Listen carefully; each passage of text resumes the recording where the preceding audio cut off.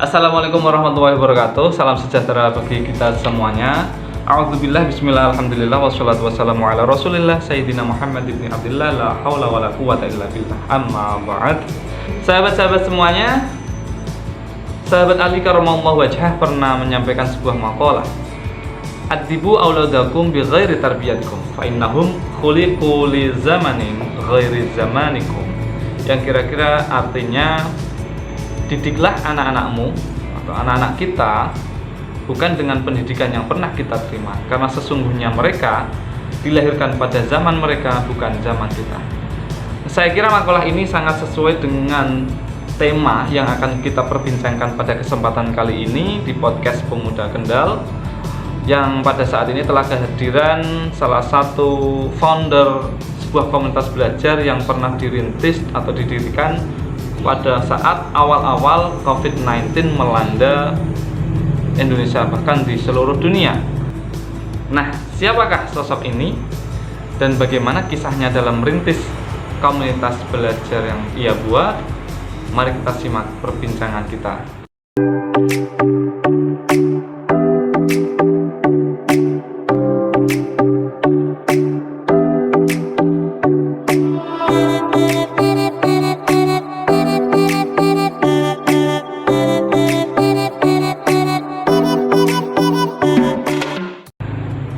Sahabat-sahabat sekalian, di tengah-tengah kita sekarang sudah ada Kak Ulfa, yaitu founder komunitas belajar Langsa Jarot Magersari, yang sebagaimana tadi sudah saya sampaikan dirintis di awal-awal masa COVID-19. Nah, bagaimana komunitas ini bisa berdiri dan kenapa bisa Kak Ulfa punya inspirasi dan ide untuk mendirikan komunitas ini?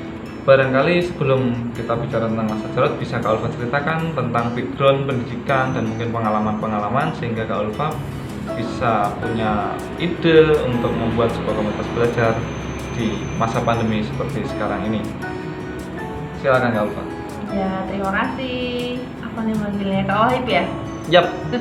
Oke, terima kasih Kak dan sahabat-sahabat semuanya. Selamat malam, assalamualaikum. Waalaikumsalam warahmatullahi wabarakatuh. Oke, langsung aja kayaknya cerita ya. Jadi kalau Langsa Jarot ini kan bergeraknya di bidang pendidikan ya, ngajar gitu. Saya sendiri background pendidikannya tuh bukan dari sarjana pendidikan gitu. Cuman emang sih dulu pernah aja sih punya cita-cita jadi guru.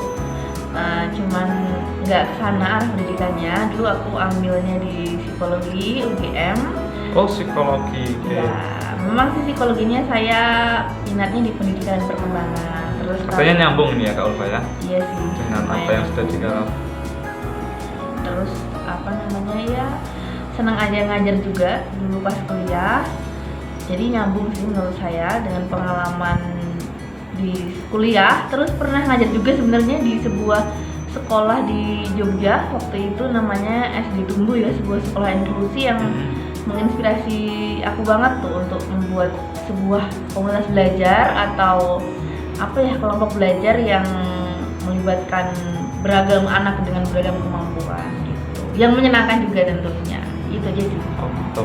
Nah, terus gimana kisahnya Kak Ulfa bisa sampai punya ide mendirikan Langsa Jarot ketika katanya di awal pandemi ya? Jadi awal pandemi, terus mungkin karena pada waktu itu anak-anak tidak cukup terfasilitasi belajarnya karena sekolah daring ya, harus belajar online. Terus Kak Ulfa punya ide untuk membuat komunitas ini, bagaimana dulu ceritanya? Iya sih, sebenarnya kalau dipikir-pikir agak kontras juga ya. Itu kan waktu itu belajarnya daring dari sekolah gitu. Tapi kegiatan di Langsa Jarot sendiri itu kegiatannya luring alias tatap muka secara langsung. Nah, itu apa nggak bermasalah Kak Ulfa? Iya, jadi kayaknya perlu sedikit cerita aja mengenai konteks keadaan di desa Magersari waktu itu. Jadi memang anak-anak kan sekolahnya daring, nggak ketemu langsung ya, tugas-tugas via handphone kayak gitu. Tapi kegiatan masyarakat lain tuh masih jalan waktu itu, kalau nggak salah ya.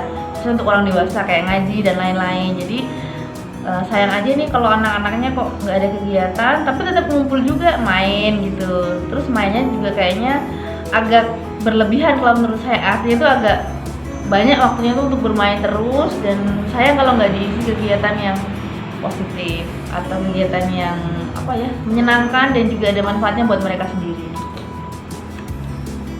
Oke, terus kegiatan-kegiatan dari teman-teman yang belajar di komunitas ini apa Kak Ulfa? Juga mungkin dari sisi rentang usia yang ikut kegiatan belajar ini siapa aja, nah, bentuk kegiatannya apa aja, dan kenapa ini jadi menarik dan tetap eksis sampai sekarang sudah 2 tahun jalan ya? Ini ya? Ya, ya. Kalau kegiatannya waktu itu saya ngambilnya ini sih sesuatu yang baru juga biar gampang dapat perhatian dari masyarakat dan juga konsep belajarnya menyenangkan. Jadi kita belajar bahasa Inggris, dan lagi kan bahasa Inggris ini sesuatu yang sekarang sangat dibutuhkan ya. Jadi nggak ada salahnya nih untuk mengenalkan bahasa Inggris sejak awal di anak-anak di sini, karena nyasarnya sih waktu itu anak-anak usia SD ya, SD dari kelas 1 sampai dengan kelas 6, walaupun kemudian ada juga anak-anak TK yang ikut-ikut juga.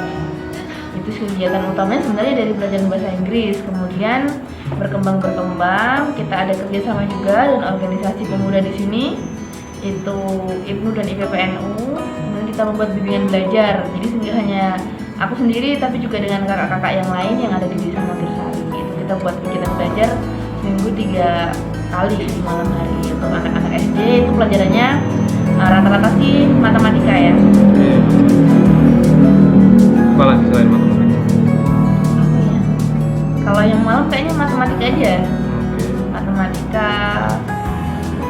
Terus kalau sekarang sih ada juga tambah untuk kelas ini ya, pendidikan anak usia dini, terutama kelompok bermain untuk adik-adik kita yang usianya masih 2 atau 3 tahun ya, 2 sampai 4 tahun lah, 2, 3, 4 tahun. Oke. Nyambung ke program anak pendidikan anak usia dini ini, perlu sahabat-sahabat semua ketahui juga Kak Ulfa dari proses mendirikan komunitas belajar Langsa Jarot ini sekarang berhasil mendapatkan beasiswa kuliah S2 ya. Iya Kak Ulfa ya, mengambil program studi pendidikan anak usia dini. Nah, ini salah satu, barangkali bisa kita sebut salah satu hikmah juga dari, artinya ketika kita punya kemauan untuk berkontribusi, untuk mengabdi kepada masyarakat, ternyata juga ada feedback yang bisa kita terima baik langsung ataupun secara tidak langsung ya Kak Ulfa ya. Kira-kira kalau Kak Ulfa sendiri apa yang dirasakan dari, kenapa punya keinginan untuk berkontribusi, dan apakah ada timbal balik yang Kak Ulfa terima selain dari proses beasiswa itu? Kalau mengenai feedback atau timbal balik ya dari apa yang sudah saya atau aku lakukan dan juga dengan teman-teman lain di sini sih, kalau untuk saya pribadi feedbacknya itu banyak sekali. Bahkan kalaupun nggak dapat beasiswa ini sendiri pun itu sudah banyak feedbacknya buat saya, karena saya jadi bisa beraktualisasi diri, jadi lebih enjoy ya, walaupun tinggal di rumah. Biasanya kan kerja terus, sini tinggal di rumah sama anak-anak saya, tapi dengan adanya komunitas ini saya jadi ada tempat juga nih untuk berbagi ilmu gitu, ada teman untuk belajar juga seperti itu. Terus yang terutama juga dari komunitas ini akhirnya saya jadi terinspirasi untuk adik kuliah itu program studinya yang sesuai dengan kebutuhan di desa sekarang saat ini, kebutuhan akan adanya PAUD ya, pendidikan anak usia dini seperti itu. Oke, nah kalau terkait kegiatan-kegiatan tadi yang sesuai dengan kondisi anak-anak pada zaman sekarang dan sesuai dengan perkembangan zaman sekarang, itu seperti apa Kak Ulfa? Kabarnya Kak Ulfa juga membuat sebuah konten YouTube ya untuk kegiatan-kegiatan ini, itu seperti apa? Ya, jadi kan sekarang ini kan masuknya selain sebutannya era milenial juga kan masuk ke era digital ya, semua digitalisasi lah, termasuk konten pembelajaran. Nah, ini adik-adik di sini, harapan kami di sini sih, ini kan selain jadi orang yang menonton atau mengkonsumsi video, tapi juga ikut jadi yang membuat video atau konten YouTube itu sendiri. Nah, ini anak-anak kita ajari nih sedikit demi sedikit untuk membuat konten YouTube. Isinya sih materi-materi pelajaran mereka ya, terutama waktu itu yang kita bikin materi-materi bahasa Inggris. Bisa dicek Kak di channel YouTube-nya. Channelnya namanya Langsa Jarot. Ya, Langsa Jarot itu nama komunitasnya di sini ya, Langsa Jarot, dari kata langgar dan sanggar belajar Raudatul Muta'alimin, karena kebetulan kami di musola. Nah, ini sesuatu yang menarik juga. sahabat-sahabat semuanya, karena ternyata komunitas ini dibuat dan diselenggarakan di sebuah musola yang barangkali secara pandangan umum musola adalah sebuah tempat untuk beribadah, tempat mengaji, tetapi ternyata ini juga dirancang untuk proses pendidikan yang bersifat umum, itu ya Kak Ulfa ya. Iya. Emang sih mungkin kelihatannya aneh ya, karena kadang-kadang taunya terutama orang yang nggak asli sini kalau lihat oh lagi ngaji ya gitu, kemarin ada mbak-mbak mahasiswa gitu. Memang sih pertamanya mungkin dikira aneh, tapi yang jelas kalau dari saya pribadi kegiatan di musola ini sudah disetujui oleh sesepuh yang apa istilahnya bertanggung jawab terhadap musola dan juga takmir musolanya. Kemudian kegiatan kita coba jalankan dan ternyata respon dari masyarakat juga alhamdulillah bagus. Jadi ya tetap kita jalankan, dan kalau yang kami yakini dengan saya dan juga beberapa yang ikut mengajar di sini itu ngaji kan nggak hanya ngaji kitab ya. Semoga nggak salah ya, kalau salah dikoreksi ya. Tapi juga ngaji itu juga belajar ilmu umum yang juga jadi kebutuhan kehidupan kita di dunia untuk jadi lebih baik. Termasuk belajar bahasa Inggris, math, gitu, matematika. Nah, saya kira benar sekali di Kak Ulfa. Memang kita sebagai umat Islam memang sekarang harus membuka diri bahwa dikotomi yang selama ini kita buat tentang agama dan umum itu barangkali juga harus kita pilah-pilah posisinya, karena ketika keilmuan itu kita anggap sesuatu yang di luar dari agama, maka sebenarnya itu adalah cara berpikir yang sangat sekuler, yaitu kita memisahkan urusan yang sifatnya urusan keagamaan dan urusan umum. Tapi justru pendidikan itu memang harus diselenggarakan oleh institusi-institusi keagamaan yang juga memfasilitasi dengan proses pendidikan yang sifatnya umum. Itu ya kalau Insya Allah seperti itu. Ya, intinya semoga niat baik nanti juga hasilnya baik.